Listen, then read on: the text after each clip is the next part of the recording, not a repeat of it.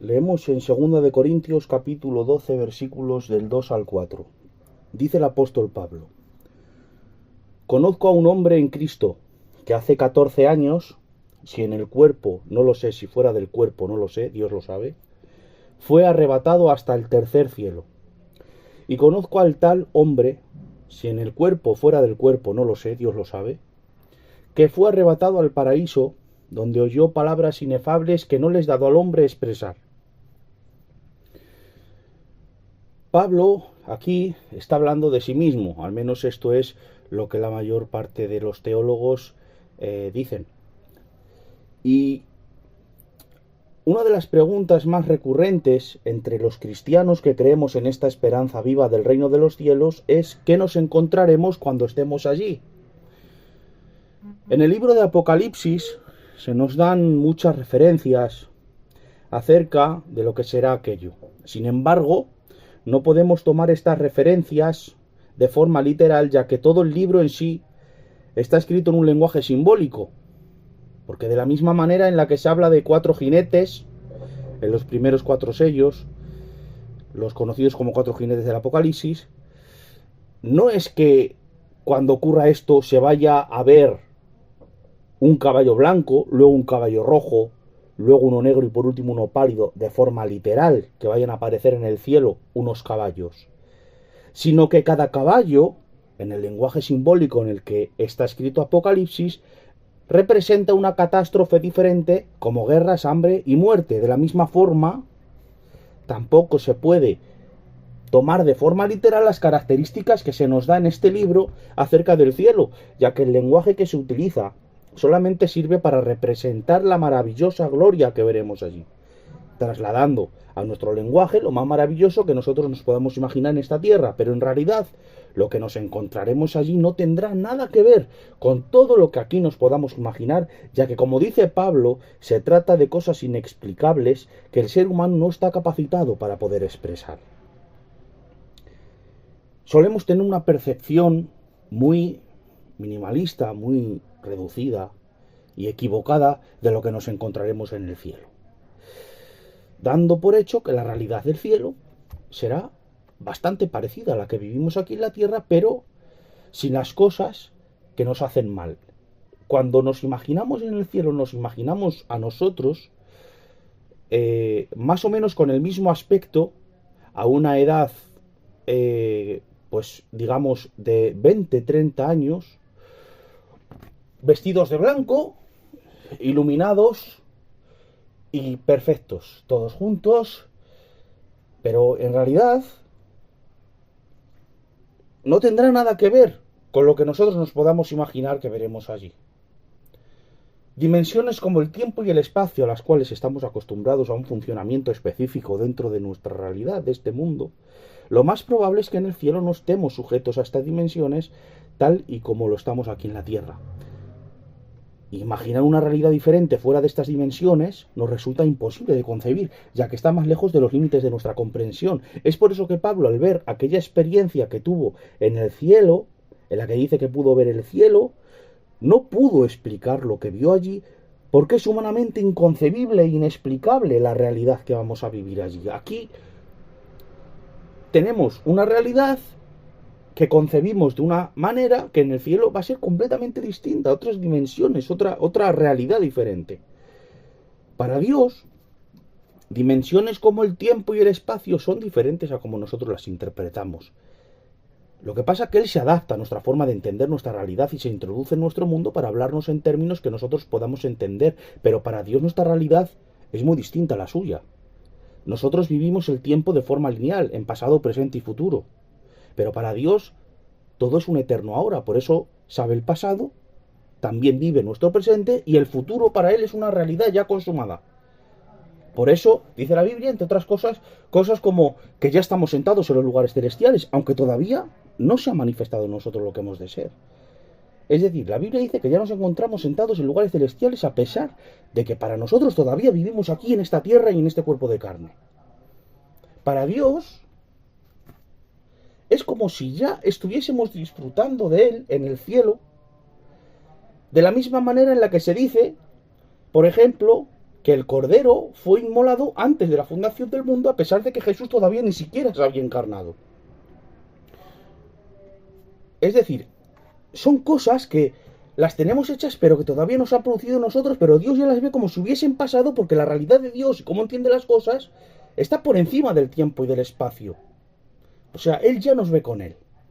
Dice la Biblia que para Él un día es como 1000 años y 1000 años es como un día. Y esto nos da una idea de cómo Dios concibe el tiempo de forma muy distinta a la nuestra.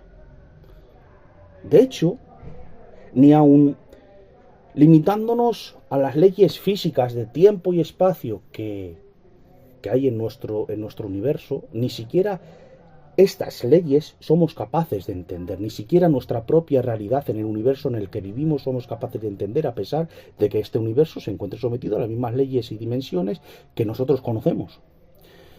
Por ejemplo, podemos ver cómo un rayo cae a cierta distancia y ver su destello en un instante y escuchar su sonido segundos después.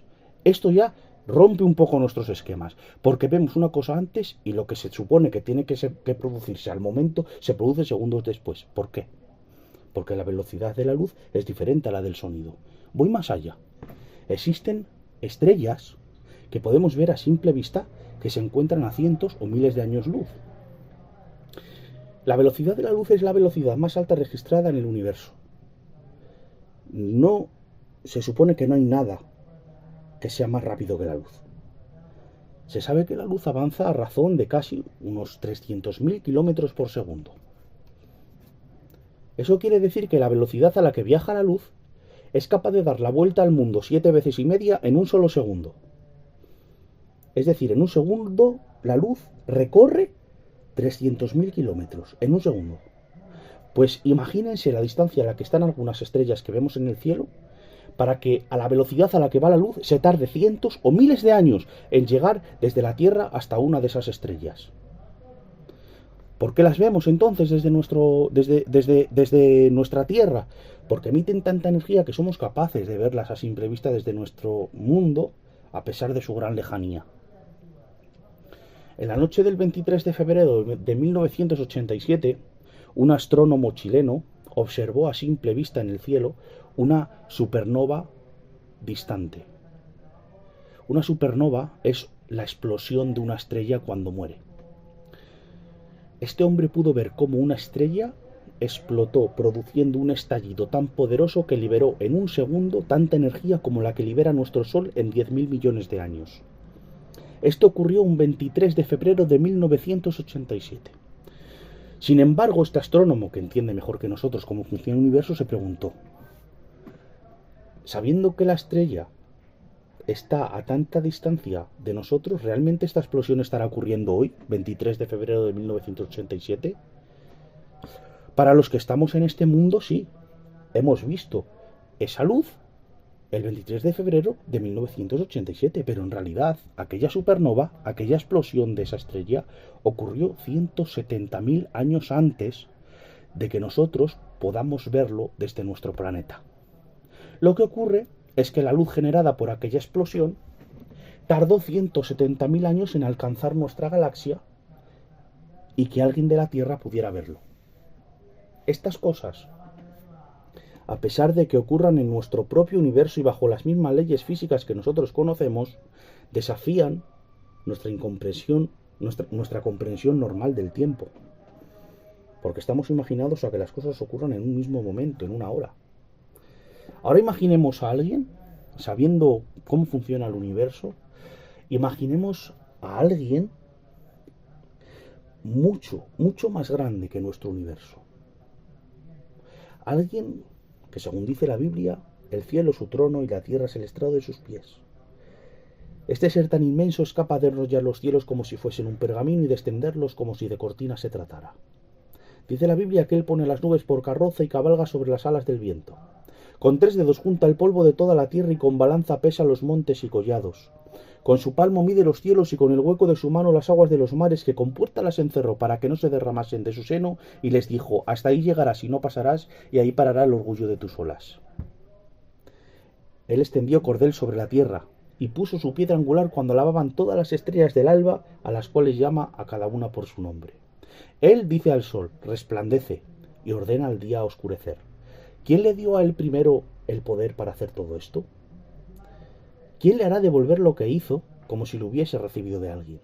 He aquí que todo lo creado suyo pues solo tiene que mandar su palabra y se cumple. Él manda su palabra y lo que no existía ahora existe. Él es la causa de todas las cosas y por quien todas las cosas subsisten por la palabra de su poder. Este ser tan extraordinario, tan grande y tan inmenso es el creador de todo lo que se ve y de lo que no se ve. Imaginemos pues a este ser, que está por encima de todo lo creado, tan inmenso que puede estar simultáneamente en nuestro mundo y a la vez en la galaxia más lejana del universo. ¿Qué momento es para este ser? ¿En qué tiempo se encuentra, si puede estar en los dos sitios a la vez? Si se introduce en nuestro mundo y se adapta a nuestra realidad desde nuestra propia perspectiva, como lo vivimos nosotros, vivirá en nuestra hora, viviendo nuestros problemas como una realidad presente para él también y ayudándonos a salir adelante, comprendiendo nuestra realidad, como si él viviera a la vez que nosotros, en el mismo momento, y también comprendiendo nuestra incertidumbre, sabiendo que para nosotros todo lo que ocurrirá en el futuro más próximo es desconocido. Pero Dios, que es más grande que todo el universo y es capaz de ver nuestro mundo desde la perspectiva de la estrella más lejana de nuestro planeta, podrá observar desde allí todo lo que ocurrirá en los próximos miles o millones de años. De esta manera, Dios podrá experimentar algo de lo cual la Tierra no tendrá conocimiento alguno hasta dentro de cientos, miles o millones de años. Así Dios podrá observar simultáneamente el pasado, viendo desde la Tierra lo que ocurre en el universo. También se podrá poner en el presente, viviendo los acontecimientos de este mundo, estando con nosotros, viviendo nuestra realidad, y también podrá vivir el futuro, poniéndose desde la perspectiva de una estrella lejana, observando los acontecimientos que sucederán en nuestro mundo durante los próximos años y que los habitantes de la Tierra no conocerán hasta después de muchos años. Porque para él todo es una hora eterno, el pasado, el presente y el futuro. Para él todo es ahora. Aún así, esta no sería una buena analogía porque dista mucho de la realidad, ya que estaríamos hablando de un Dios que, a pesar de que es más grande que nuestro universo, se encontraría limitado a las leyes físicas del universo, atrapado en el espacio, aunque lo libere del tiempo. Como si Dios estaría limitado a estas dimensiones. Aunque es muy grande, pero limitado a estas dimensiones. Pero encima es que no es así. Esto nada más nos sirve para expresar y entender, aunque sea un poquito, la perspectiva tan limitada de nuestro planeta acerca del tiempo y del espacio. Pero Dios, situado fuera del tiempo y del espacio, puede ver lo que sucede en la Tierra de una forma que nosotros jamás podremos comprender. Y esta es la realidad que nos espera cuando nos encontremos con Él y de la que Pablo tiene que decir que no hay palabras para expresar cuando nos encontremos en el cielo. ¿Cómo se puede entender la vida, una realidad que se encuentre desligada del tiempo y del espacio tal y como nosotros lo conocemos a día de hoy? Todo lo que podamos imaginar acerca del cielo no tendrá nada que ver con lo que nos encontremos allí cuando llegue el momento. Por lo tanto, es absurdo imaginarse que aquella realidad que nos espera en el reino de los cielos funcione con las mismas reglas físicas que funciona nuestro universo, nuestro mundo. Y no tenemos forma humana de vislumbrar la realidad que nos espera en el cielo porque no podemos entender otra realidad de una manera a la que ya estamos acostumbrados. Allí podremos entender misterios que desde nuestra realidad actual son imposibles de comprender, como por ejemplo que los tres sean uno y que a la vez los uno sean tres. El misterio de la Trinidad. Podremos ver a Jesús, pero también, de alguna forma, podremos ver al Padre y al Espíritu Santo a pesar de que no tengan cuerpo físico. No podemos trasladar la forma en la que entendemos nuestro mundo con nuestra perspectiva de la realidad terrenal a la realidad celestial con la que nos vamos a encontrar en un futuro, la cual superará con creces todo lo que nosotros podamos llegar a imaginar. Allí cobrará sentido afirmaciones tan extraordinarias como aquella pronunciada por Jesús en su oración sacerdotal en Juan 17:21, donde oró al Padre diciendo: no ruego solamente por esto, refiriéndose a nosotros, sino también por los que han de creer en mí por la palabra de ellos, para que todos sean uno, como tú, oh Padre, en mí, y yo en ti, que también ellos sean uno en nosotros. O sea, que nosotros seamos uno con Dios, de la misma forma en la que Jesús es uno con el Padre.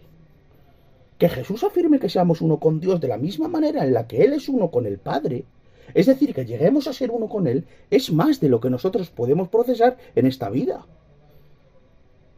Con la realidad que tenemos actualmente y la forma de pensar y de entender las cosas. Pablo también expresa esta misma realidad de otra manera distinta, diciendo en Colosenses que en Cristo habitaba corporalmente la plenitud de la deidad, para decir también en Efesios 3:19 que seremos llenados de toda la plenitud de Dios.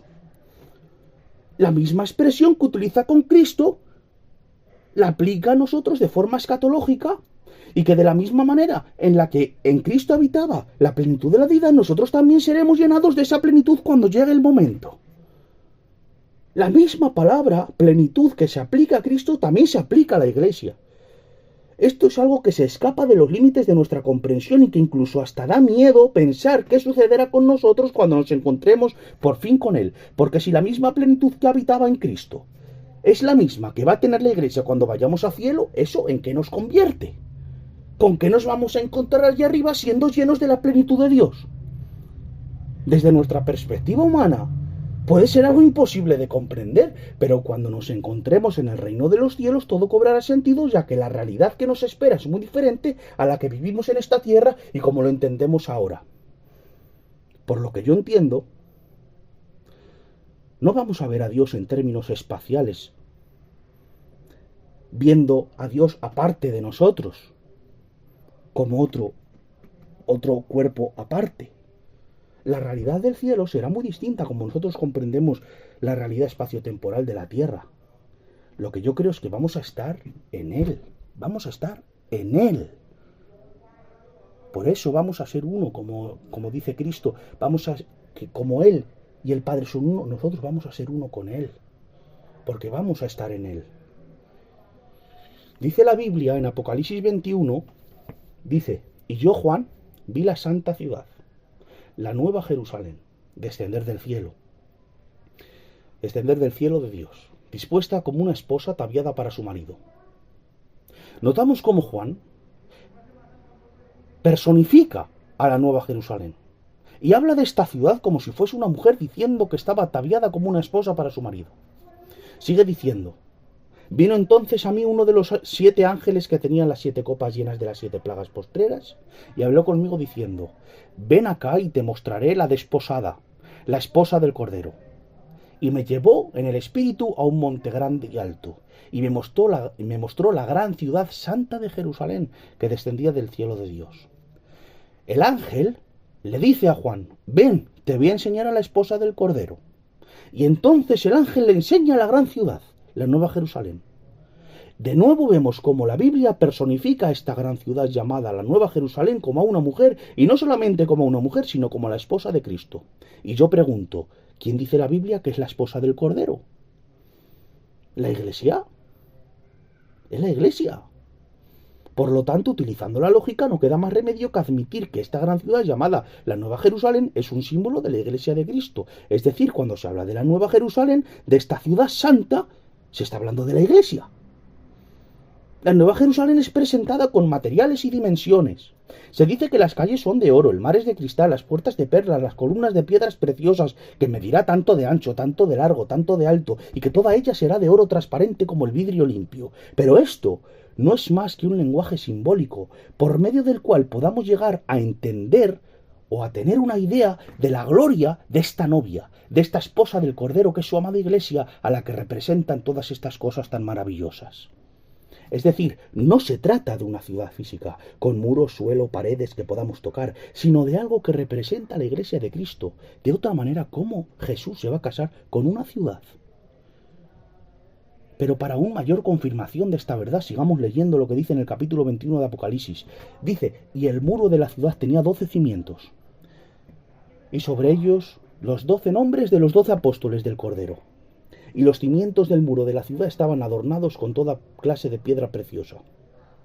El primer cimiento era de jaspe, el segundo de zafiro, el tercero ágata, el cuarto esmeralda, el quinto ónice, el sexto cornalina, el séptimo crisólito, el octavo berilio, el noveno topacio, el décimo crisopaso, el undécimo jacinto, el duodécimo amatista. Es decir, que esta ciudad se encuentra fundamentada sobre 12 cimientos. los cuales en el texto que acabamos de leer nos dice que representan a los 12 apóstoles porque están sus nombres. Ahora yo pregunto y recuerdo, ¿no es Pablo quien nos dice en Efesios 2:20 que la iglesia se encuentra edificada sobre el fundamento de los apóstoles, siendo Jesucristo mismo la principal piedra del ángulo? Pero esta no es la única vez en la que se habla en el Nuevo Testamento acerca de la iglesia en términos de construcciones. No es extraño en el Nuevo Testamento que se utilice un lenguaje de este tipo. En 2 Corintios 5:1 también dice: porque sabemos que si nuestra morada terrestre, este tabernáculo, se deshiciere, tenemos de Dios un edificio, una casa no hecha de manos, eterna en los cielos. Y en 1 de Pedro 2:5 también dice: vosotros también, como piedras vivas, ser edificados como casa espiritual y sacerdocio santo, para ofrecer sacrificios espirituales aceptables a Dios por medio de Jesucristo. Acabamos de ver 2 versículos en los que se representa a los cristianos, a la iglesia, como cosas que son de construcciones. Por ejemplo, Pablo, en el versículo que he leído ahora mismo, habla de nuestro cuerpo como moradas, como tabernáculos, como edificios. Y Pedro habla de nosotros como piedras vivas, como ser edificados, como casa espiritual.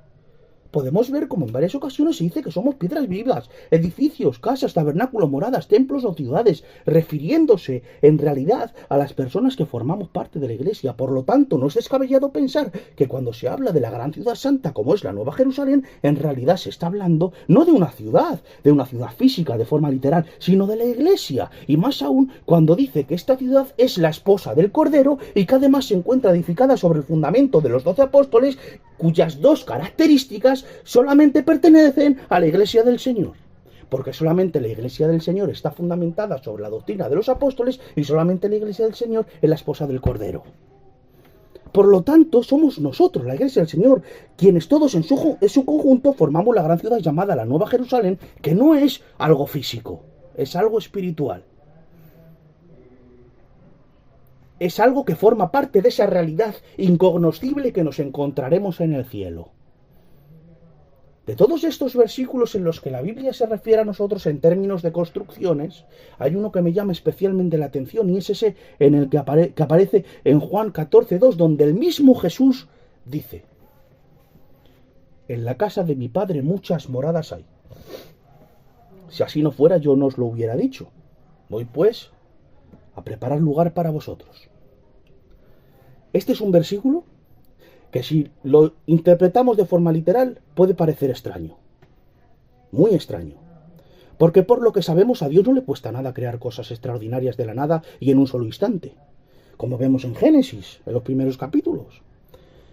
Porque entonces Jesús tarda tanto en construir aquel lugar que nos espera en el cielo. ¿Qué es lo que lleva haciendo durante estos 2000 años de espera y los que Dios sabe que quedan? Cuando Jesús dice que va a preparar moradas, se suele decir, que para mí está mal dicho, que está preparando un lugar físico para nosotros, como si Jesús fuese un albañil que todavía está preparando aquel lugar para que nosotros podamos vivir. Y también se suele decir, si Dios efectúa algo tan maravilloso como la creación en tan solo 6 días, ¿qué nos encontraremos cuando lleguemos allí después de 2000 años de preparativos? Mira, a Dios no le hace falta tiempo para crear todo lo que Él quiere de la manera que Él quiera. A Dios no le supone esfuerzo alguno, nada. No necesitó efectuar la creación en 6 días, ni se esforzó en hacerla para poder descansar al 7º día como si hubiese quedado exhausto y necesitara descanso después de toda la creación. Esta es una forma de hablar humana para que podamos entenderle, y más que nada, en mi opinión, en este caso se hizo así para que el hombre considerara la necesidad de descansar un día a la semana, pero no porque Dios necesitara descansar el 7º día. Dice la Biblia que Dios no se cansa. A Dios le hubiera bastado menos de un suspiro para crear un número infinito de universos como el nuestro en menos de un instante. Así es que Dios tampoco necesita tantísimo tiempo para dejar perfectamente preparado lo que nos encontremos allí arriba. No es que estemos aquí en la tierra esperando nuestro encuentro con Jesús porque todavía se encuentre construyendo nuestras respectivas moradas celestiales. Esto es algo absurdo. Dios es todopoderoso. Cuando Jesús está hablando de las moradas que nos esperan allá arriba, no está hablando de mansiones, como tantas veces se ha escuchado, sino que se está refiriendo a otra cosa. Vamos a recordar el versículo que he mencionado anteriormente en el que Pablo dice en 2 de Corintios 5:1, porque sabemos que si nuestra morada terrestre, este tabernáculo, se deshiciere, tenemos de Dios un edificio, una casa no hecha de manos, eterna en los cielos. Pablo llama a nuestro cuerpo morada. Y Jesús, antes, en el versículo que hemos leído, dice, en la casa de mi Padre muchas moradas hay, y si así no fuera yo no lo hubiera dicho, voy pues a preparar lugar para vosotros. Pablo llama a nuestro cuerpo morada. ¿Y si Jesús también en este versículo está haciendo la misma analogía? ¿Y si la morada celestial a la que se está refiriendo Cristo en realidad se trata de nuestros cuerpos glorificados? Un cuerpo que, como he dicho antes, no se regirá por las leyes de este universo, sino por la realidad suprema de Dios, y cuyo deseo es hacer parte de sí mismo, porque Dios nos quiere hacer parte de sí mismo, y ese cuerpo glorificado que nos espera será parte de sí mismo, porque como dice Jesús, nosotros seremos uno con Él, como el Padre y Él son uno en sí mismos. Cuando Jesús dice que nos está preparando un lugar y morada, está haciendo referencia a la tradición judía prematrimonial de construir un anexo junto a la casa de los padres para que el novio pueda compartir ese hogar junto con su esposa. Me voy a explicar. En la tradición judía, los matrimonios constaban de 3 partes. La primera parte era aquella en la que se reunían los padres de los novios para concertar el matrimonio de sus hijos, ya que ya en aquella época los matrimonios eran concertados, es decir, que eran los padres de ambas partes quienes concertaban los futuros matrimonios. Así pues, había muchas ocasiones en las que los novios ni siquiera se conocían, ni se habían visto nunca, y los padres de ambos concertaban su relación. La segunda parte, después de que se concertara esta unión entre los hijos de los padres, entre los novios, se celebraba el compromiso. Al igual que nosotros, los gitanos, cuando celebramos lo que llamamos un pedimiento, en esta ocasión se celebra mediante una fiesta que los novios han comprometido para casarse en un futuro. Esto no es la boda, es una celebración en la cual se celebra que se han comprometido, se celebra un compromiso. Después de que se celebraba este compromiso en una fiesta, podía pasar mucho tiempo hasta que se celebrara la boda y se casaran de forma oficial. Aunque para la tradición judía este periodo de compromiso era como si estuvieran casados, aunque no estuvieran casados, ya que si uno de ellos era infiel, el castigo, según la ley, era el mismo que si hubiese sido infiel estando casados. Pues este periodo de espera entre la celebración del compromiso y el de la boda, que puede ser después de mucho tiempo, el novio lo utilizaba para construir un hogar, para compartir su vida con su futura esposa. Y esta casa se trataba de la construcción de un anexo, es decir, de una casa seguida a la casa de sus padres, de una casa pegada a la casa de sus padres. Es decir, una casa unida a la casa de sus padres que formaban un solo bloque. Esto es lo que está haciendo Cristo desde que se comprometió con su iglesia en la cruz del Calvario y hasta que Él venga por nosotros y así consuma su relación mediante la tercera y última parte, que es la celebración de las bodas del Cordero. Él se ha comprometido con nosotros y ahora somos la desposada, la novia. Todavía no somos la esposa, somos la novia. Estamos comprometidos con el Señor se comprometió con nosotros en la cruz del Calvario. Ahora Él está haciendo los preparativos. Está haciendo ese lugar más grande. Está construyendo su casa como un anexo a la del Padre, como una extensión de Él. Es por eso que podemos interpretar que estas moradas de las que habla Cristo pueda referirse a nuestro cuerpo glorificado. Un cuerpo que no se rige por las leyes físicas de este mundo, sino por la realidad incognoscible del reino de los cielos, donde la Biblia dice que seremos llenados de la misma plenitud de la deidad que habitaba corporalmente en Jesús y donde Jesús mismo dijo que llegaremos a ser uno con Dios. Esto implicaría que seríamos una extensión de Dios mismo. Algo que Dios quiere hacer parte de sí mismo por pura gracia. Es decir, que Jesús en todo este tiempo lo que está haciendo es hacer más grande la casa de su Padre, añadiendo cada día a todas aquellas personas que han de ser salvas y que también serán parte de Él.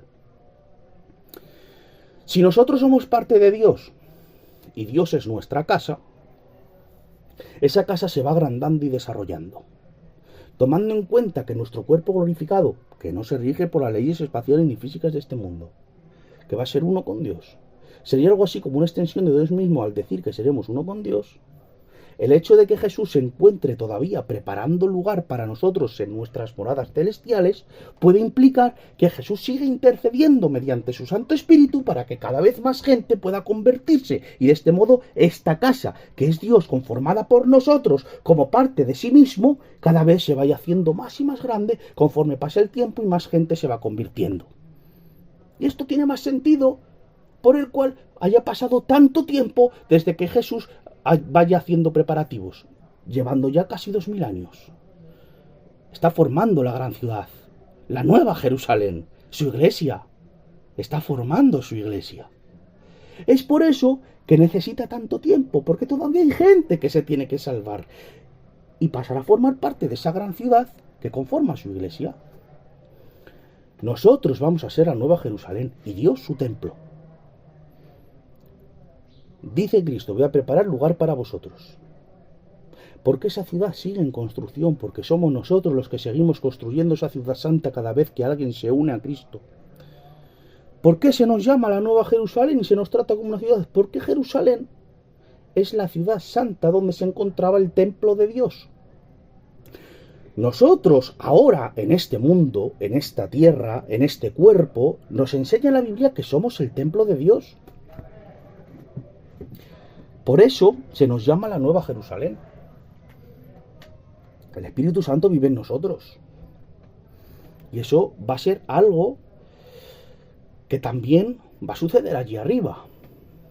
En Apocalipsis 21-22 dice: y no vi en ella, en aquella gran ciudad llamada la Nueva Jerusalén, templo, no vi templo, porque el Señor Dios Todopoderoso es el templo de ella y el Cordero.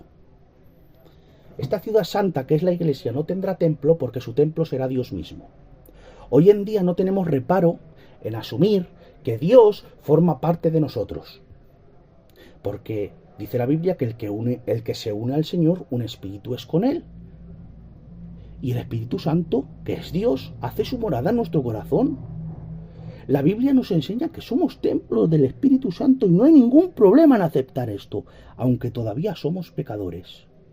Cuando se trata algo mucho más asombroso que el hecho de decir que cuando vayamos al cielo, ya libres de pecado, nosotros pasemos a formar parte de Dios al ser Él mismo nuestro templo. Si lo pensamos detenidamente, que Dios sea parte de nosotros, vuelvo a repetir el versículo, porque el que se une al Señor, un espíritu es con Él. Somos templo del Espíritu Santo cuando hemos recibido a Cristo.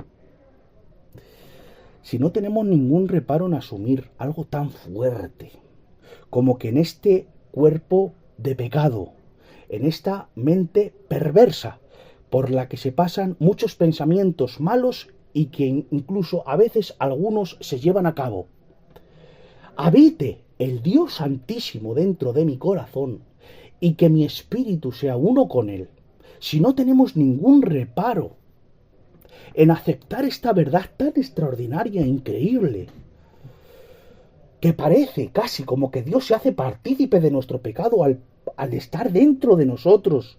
Perdónenme las palabras, porque he dicho que parece, no que lo sea. Vive en nosotros, forma parte de nosotros, es un espíritu con nosotros, siendo nosotros tan malos que cuando pecamos nos llevamos al Espíritu Santo con nosotros y se entristece por algo y se apaga por algo. Pues no tenemos ningún reparo en confesar y en admitir y en aceptar, como lo dice la Biblia, claro, que el Espíritu Santo sea parte de nosotros y viva en nosotros, porque va a ser entonces tan descabellado aceptar que ya estando en el cielo, libres de pecado, nosotros vayamos a ser parte de Él, vayamos a ser uno con Él, formemos parte de su ser y de su interioridad, porque Él por pura gracia lo ha querido así. Asumir que vamos a ser parte de Dios en la siguiente vida es menos descabellado que asumir que Dios forma parte de nosotros en esta vida que tenemos ahora mismo terrenal y pecaminosa. Y es más ilógico pensar que nosotros somos la casa de Dios, ahora que lo somos, a decir que Dios va a ser nuestra casa. Y esa es la realidad que nos vamos a encontrar en el cielo. Cosas inefables, inexplicables, más allá de lo que nosotros y cualquiera puede llegar a imaginarse. Para terminar, voy a citar 3 versículos que me parecen extraordinarios. Dice la Biblia en 1 de Juan capítulo 3 versículo 2: Amados, ahora somos hijos de Dios, pero aún no se ha manifestado lo que hemos de ser. Pero sabemos que cuando Él se manifieste, seremos semejantes a Él, porque le veremos tal y como Él es. Dice también la Biblia en 1 Corintios capítulo 15: En un momento, en un abrir y cerrar de ojos, a la final trompeta, porque se tocará la trompeta, y los muertos serán resucitados incorruptibles, y nosotros seremos transformados, porque es necesario que esto corruptible se vista de incorrupción y esto mortal se vista de inmortalidad. Y cuando esto corruptible se haya vestido de incorrupción y esto mortal se haya vestido de inmortalidad, entonces se cumplirá la palabra que está escrita: sorbida es la muerte en victoria.